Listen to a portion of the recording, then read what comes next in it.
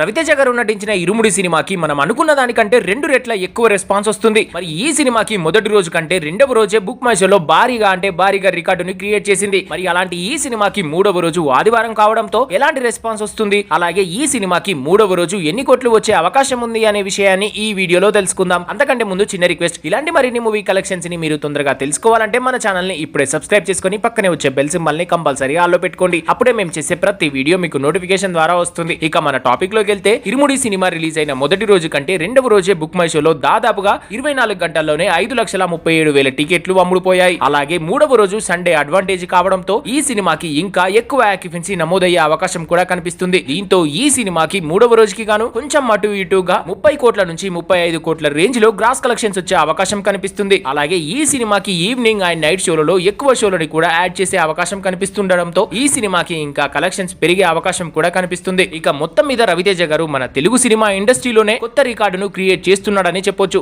So friends, మీరు ఈ సినిమాని చూస్తే ఎలా అనిపించిందో కామెంట్ చేయండి. అలాగే మన ఛానల్ ని ఇప్పుడే సబ్స్క్రైబ్ చేసుకోండి. Thanks for watching.